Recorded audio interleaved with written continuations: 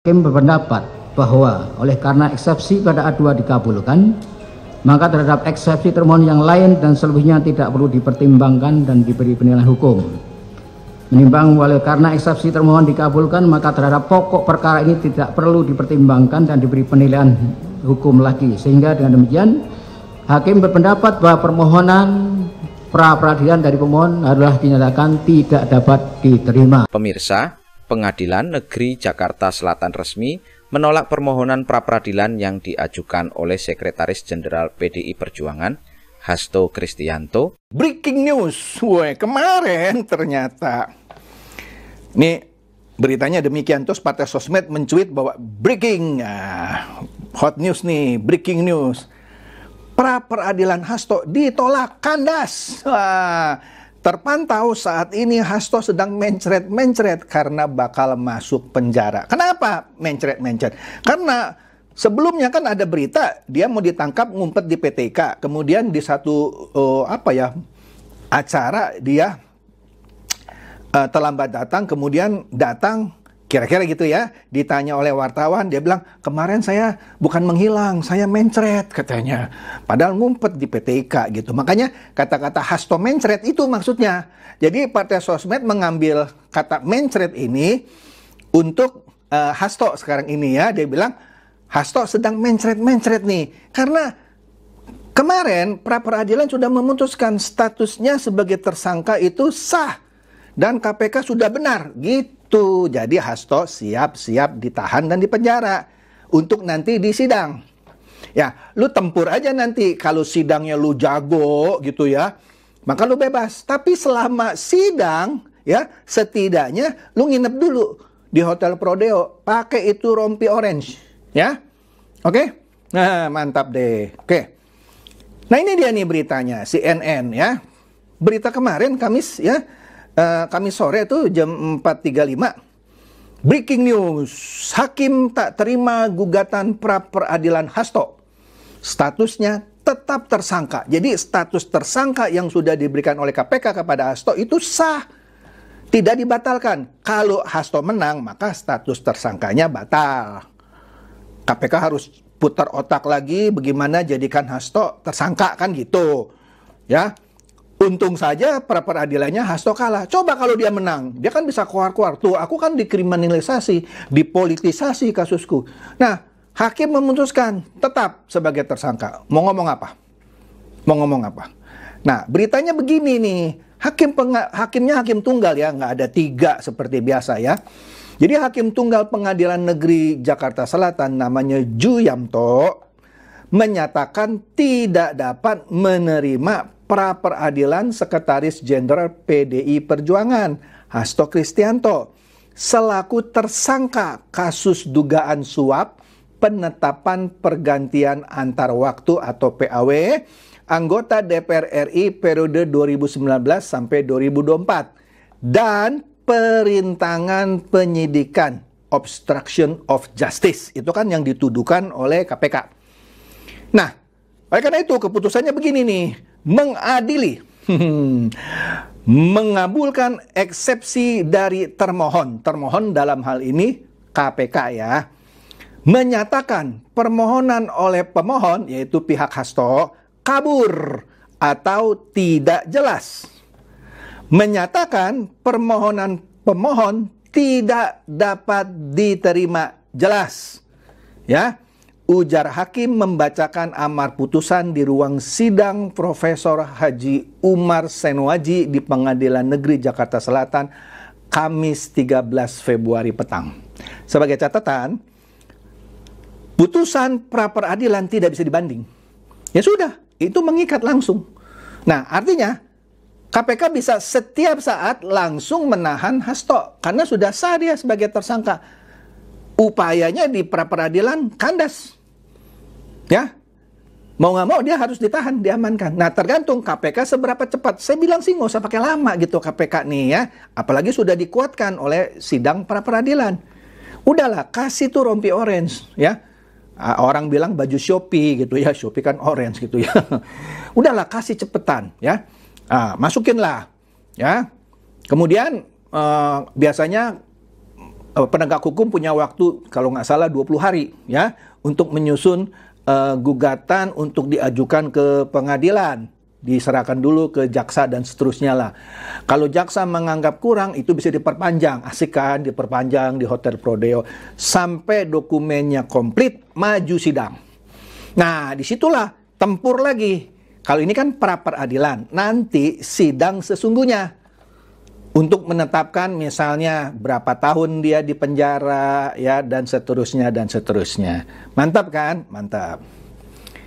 Nah, jadi kita doakan saja bahwa KPK dengan memenangkan sidang pra peradilan alias mengalahkan Hasto di sidang pra peradilan, nyalinya tuh tambah kuat.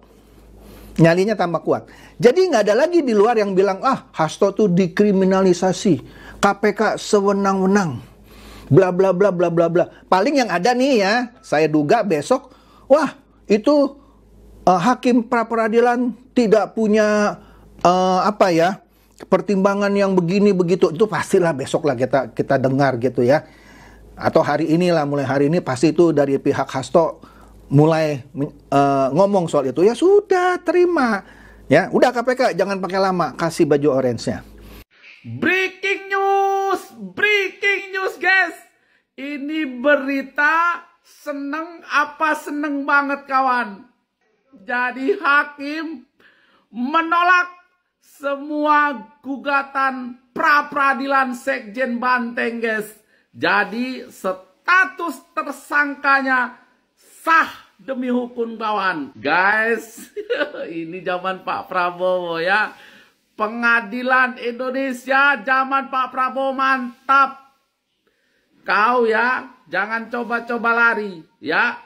Jangan coba-coba, katanya mau menunjukkan bukti-bukti video. Mana? Hadapi saja status tersangkamu dengan kesatria. Hadapi dengan kesatria. Jadi guys, tunggu berita selanjutnya kawan ya. Menyala kita. Tenang. Kalian tahu pra peradilan Pak Hasto itu tidak diterima alias ditolak. Itu artinya penetapan Pak Hasto sebagai tersangka oleh KPK tetap sah. Nah loh. Kalau saya mendengar berita ini antara sedih dan gembira ya. Sedihnya, jikalau seandainya penolakan pra peradilan Pak Hasto ini oleh hakim PT UN itu dikait-kaitkan dengan Pak Mulyono, itu sedihnya. Tenang. Karena kan emang nggak ada sangkut pautnya lagi ya, benar nggak sih? Secara Pak Mulyono kan sekarang udah nggak berkuasa.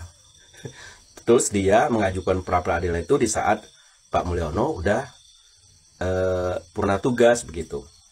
Jadi emang nggak ada sangkut pautnya lagi. Gembiranya, status tersangka oleh KPK ke Pak Hasto itu masih tetap sah kan begitu. Berarti hakimnya top. Tidak gampang diintervensi gitu kan. Jadi benar, tidak semua hakim yang tidak punya integritas itu. Contohnya hakim ini keren. Ditolak mentah-mentah pra peradilan Pak Hasto. Jadi sekali lagi gembiranya itu ya karena hakim-hakim kita ini masih tetap bisa dipercaya gitu. Tapi jangan sampai ya, saya tuh sedih banget ya, jangan sampai nanti dikait-kaitkan lagi dengan Pak Mulyono. Kasihan gitu, karena beliau tuh pengen istirahat. Jangan ada lagi narasi, ini salah, ini pasti Pak Mulyono gitu kan. Jangan sampai, mohon. A few moments later. Ini parah nih. Kami semua menangis. Para kiai menangis. Ibu Megawati menangis. Kami tidak menyangka. Semoga diberikan keadilan. Apa cerita apa? Jadi intinya drama ini akan masih tetap berlanjut, nggak tahu sampai kapan. Karena dengar-dengar kuasa hukumnya masih akan mengajukan lagi gitu, nggak tahu kemana.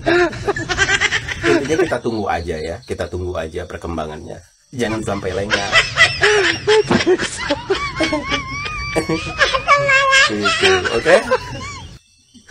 Dengan keputusan ini, statusnya sebagai tersangka dalam kasus dugaan suap pergantian antar waktu, anggota DPR RI periode 2019-2024 tetap berlaku. Hakim Tunggal Juyamto dalam sidang putusan menyatakan bahwa permohonan yang diajukan pihak Hasto dianggap kabur dan tidak jelas, sehingga tidak dapat diterima. Hakim juga menegaskan bahwa proses penetapan tersangka yang dilakukan Komisi Pemberantasan Korupsi (KPK) sudah sesuai dengan prosedur hukum yang berlaku. Menanggapi putusan ini, kuasa hukum Hasto, Roni Talapesi, mengkritik keputusan pengadilan dan menyebutnya sebagai bentuk pelecehan terhadap keadilan. Pihaknya mengaku akan mencari langkah hukum lain untuk membela kliennya. Sementara itu, KPK menyambut baik keputusan pengadilan dan menyatakan bahwa penyidikan terhadap Hasto akan terus berlanjut. Dengan dasar hukum yang semakin kuat, KPK tidak menutup kemungkinan untuk segera melakukan penahanan terhadap Sekjen PDI Perjuangan tersebut. Sejumlah pakar hukum menilai keputusan ini mempertegas bahwa